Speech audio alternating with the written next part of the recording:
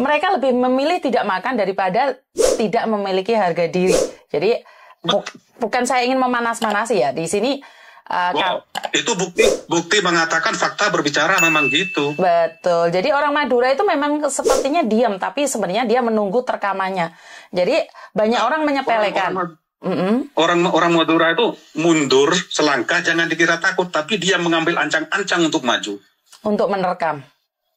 Iya, itu. Kemarin saya berpikir kok kalau saya gini-gini di Hong Kong, ntar urusannya pasti polisi, ntar saya di penjara berapa tahun, puluhan tahun.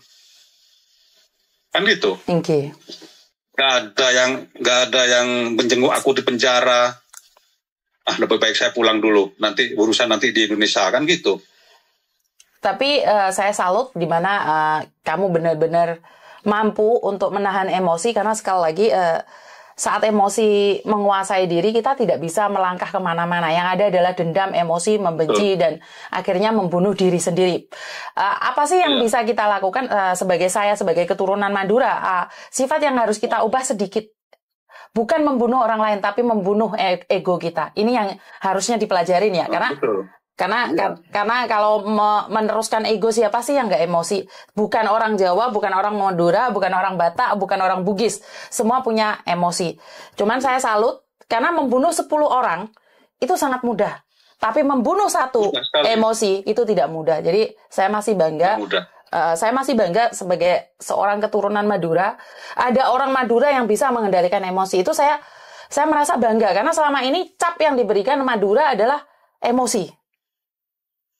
Betul sekali. Jadi saya masih berikan acungan jempol buat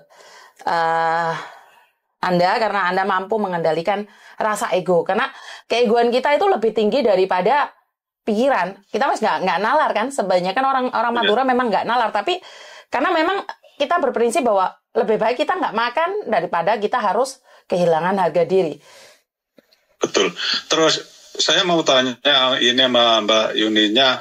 Kalau seorang suami sah datang ke istrinya, megang HP-nya nggak boleh, dikelonin nggak mau, itu pendapat Mbak Yuni itu gimana? Saya pribadi saya tidak berani berpendapat, Pak, karena sebagai perempuan suami datang itu suatu kebahagiaan dan kebanggaan. Saya pribadi mengatakan seperti itu. Karena kalau sudah tidak ada rasa, masalahnya gini loh Mas, sebagai perempuan kalau sudah tidak ada rasa, dia akan melakukan segalanya untuk menghindari laki-laki. Jadi, ya menurut pendapat saya adalah, ya sudah, lepaskan saja. Karena dendammu... Terus yang lebih menyakitkan lagi ini, Mbak. Waktu makan di Singwan, makan steak itu toh, laksa apa-apa itu namanya, saya nggak ngerti. Itu 4 orang, aku, istri saya, sama calon istrinya, adiknya dia, sama Mbak budenya dia. Karena aku kan dia nggak mau nyapa aku, kalau nggak ajak ngomong dia nggak mau ngomong kan. Aku itu basa-basi. Dek, aku sih urung tahu lo mangan steak sapi kayak ini iki. Rasanya apa enak yo? Jawabnya apa? Pakan cangkem, ungkar mangan ayo nggak kayak dipangan. Itu kepada saya lo Mbak. Harga diri itu kalau Madura. Iya. Mau aku obrak-abrik banyak orang ini gimana? Bingung aku, nanti urusannya polisi lagi. Potapok ongku deh. Wah, tapi aku ya lihat aja nanti di Indonesia. Betul. Oke. Tapi saya tapi saya percaya dengan satu hal, balas dendam dengan elegan. Maksudnya adalah balas dendam dengan kesuksesan. Maka itu akan menutup mulut mereka dan menutup mata mereka sendiri.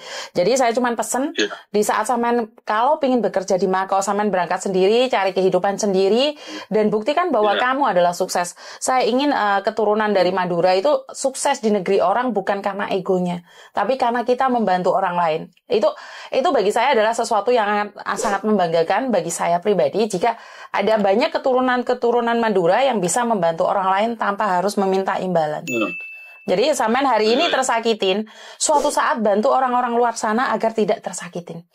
Dan untuk pengetahuan sampean, Farouk itu orang Indonesia, bukan orang India. Iya, paham. Tapi aku bulan 2 kemarin waktu saya ke Hong Kong itu posisi dia kan juga di Hong Kong, loh. Betul. Nah, kenapa istri saya itu kalau ada di dekat saya gelisah, bingung. Sebentar terlihat aja HP-nya ditutup lagi. Lihat lagi ditutup, saya pegang nggak boleh. Maksudnya dipegang apanya, Mas? HP-nya. Oh, HP-nya. Gitu loh.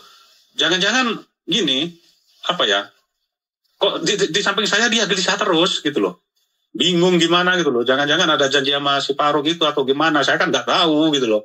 Tapi saya lihat fotonya kemarin, ini kok kayak istri saya ini. Kan berarti nggak jelas dari bentuk-bentuk kerudungnya apa gitu. Kayaknya di TikTok ada yang nyebarin sih, Mas. Kalau saya sendiri malah nggak ada. Saya pribadi nggak ada. Karena saya cuma pakai banyak orang yang nggak pakai baju dan video-video porno itu aja. Selebihnya saya nggak punya. Foto-foto saya nggak punya. Jadi kalau nggak, sampean lihat aja di TikTok. Kemarin itu kerudungnya kayaknya agak-agak biru muda itu kayak gimana ya kemarin gitu ya? Hitam. Kalau yang saya tahu itu ada foto hitam.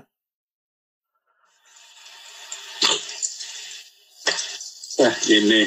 Aku pulang ke Indonesia aja sekarang posisinya di Malang, di rumah Malang. Yo, intinya sekarang adalah ya udah ikhlaskan. Pasti masih ada bidadari lain yang menunggumu. Saya cuma bantu doa aja. Semoga kamu bisa mendapatkan pekerjaan di Makau dan bisa membuktikan pada mantan istrimu bahwa kamu bisa. Dan aku bener, aku lihat anakmu ganteng banget. Yakin ganteng banget anakmu. Ya itu tadi saya udah bilang. Iya.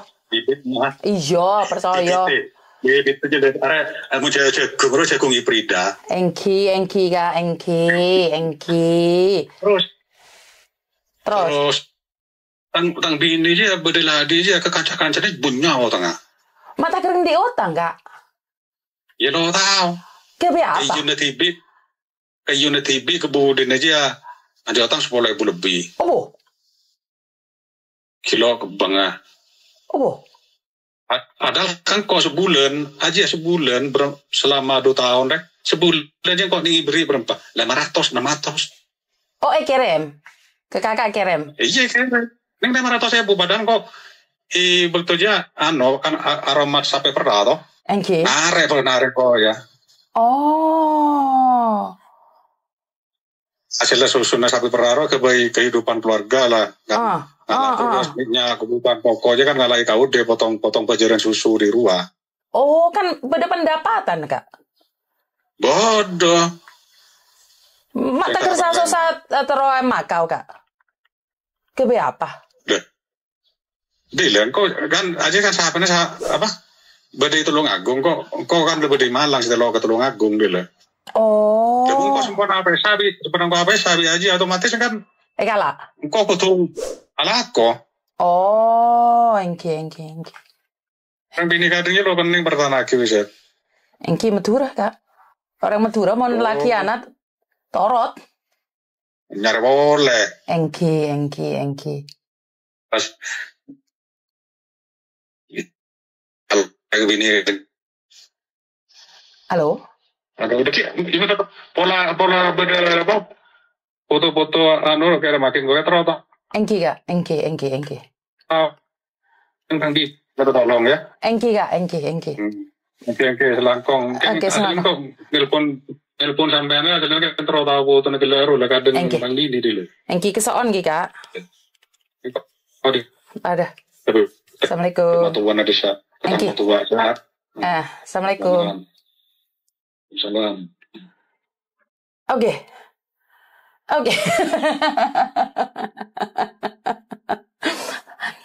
I love you, kalian semua.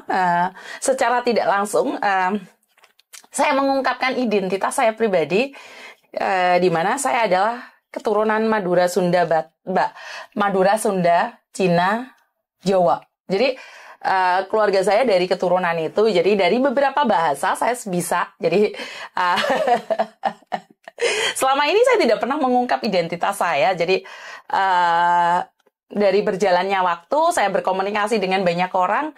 Kenapa saya bisa belajar beberapa bahasa ya? Karena memang dari kecil saya kebiasaan mendengarkan dari bahasa-bahasa keluarga saya yang dimana mereka berbeda agama, ras, suku, dan keturunan. Jadi kalau di luar sana banyak sekali orang mempertanyakan identitas saya itu seperti apa dan bagaimana. Saya di keluarga itu sangat perbedaan, sangat banyak sekali ya. Kalau anak saya Buddha, yang cowok Buddha, yang cewek Islam. Jadi kalau di luar sana itu ada perbedaan agama, terus seperti ini, seperti itu menurut pendapat saya adalah sangat aneh sekali ya. Artinya adalah dalam keluarga saya kok di mute ya? Sudah ada belum suaranya? Ada nggak suaranya, Mbak? Suaranya sudah ada belum? Saya nggak ngemut apapun loh. Suaranya ada nggak? Nah, masuk dunia lain nih, suaranya mate. Sudah. Oke, saya minta maaf karena banyak sekali telepon masuk. Jadi buat teman-teman di luar sana, saya pribadi dari keturunan yang berbeda agama, berbeda ras, suku. Jadi kalau kalian di luar sana memperdebatkan, mempertanyakan saya itu keturunan apa, mungkin pelan-pelan Anda akan tahu siapa saya dan ya udah nggak apa-apa gitu loh. Jadi kalau ibu saya Muslim, anak saya Buddha, itu apakah saya harus memaksakan? Kan nggak juga. Jadi buat teman-teman di luar sana, tolong hargai juga privasi saya, silsilah keluarga saya, dari mana dan seperti apa. Karena itu saya tidak akan pernah berbicara tentang ras, suku, agama, politik. Saya itu paling ngeri dalam seperti itu. Hilang mana ya, Mbak? Gak ngerti wes, gak roh aku kok iso hilang-hilang. Suaranya sudah ada belum, Mbak? Kok iso suaranya gak ono tekan dito? TikTok masih lancar ya? Udah miss ya? Jadi buat teman-teman di luar sana, saya ucapkan banyak-banyak terima kasih. Yang saya tahu adalah prinsipnya orang Madura adalah kehormatan itu lebih penting daripada segalanya. Jadi ya udah kita sama-sama tidak sebenarnya tidak harus bilang orang Madura ya. Siapa sih yang suka harga dirinya dipermainkan? Siapa sih ya yang rasa cintanya, rasa kasih sayangnya diperlakukan tidak adil? Itu bagi saya tidak ada ya. Tapi ya sudahlah, apapun dirimu dan seperti apa dirimu, jadi diri sendiri dan berusaha yang terbaik. Dan buat mbak-mbaknya yang saat ini termakan garangan dan akhirnya berakhir dengan perceraian, itu karena ilmu kita sendiri. Paham nggak? Jadi karena kita sendiri, perlakuan kita sendiri. Jadi gini loh Mbak, kalau orang selalu bilang menganggap orang lain adalah pelacur, kalau orang lain menganggap bahwa dirinya adalah lonte, sebenarnya dia sendiri sedang mengucapkan dirinya sendiri. Bener nggak? Jadi kalau dia tidak pernah tahu bahasa lonte, bahasa pelacur, dia tidak akan mengungkapkan itu pada orang lain. Dan kalau orang lain tidak pernah menghinanya, dia pun nggak akan pernah menghina. Jadi buat teman-teman yang di luar sana, lebih banyak belajar lagi dengan banyak hal. Banyak ilmu yang kita pelajari. Cuman saya ada satu ilmu yang memang saya tidak ingin pelajari. Jadi saya ada satu ilmu yang tidak ingin saya pelajari, satu aja. Ilmu ngilang nggak iso balik. Bener yang dikatakan jenengan. Saya tuh cuman nggak pingin belajar ilmu iso ngilang nggak iso balik, itu saya nggak pingin belajar. Jadi buat teman-teman di luar sana, saya dapat saweran ini dari Mbak Ika Sri Wahyuni. Terima kasih sekali. Oke, telepon masuk lagi. Bagaimana saya bisa berhenti? Oke.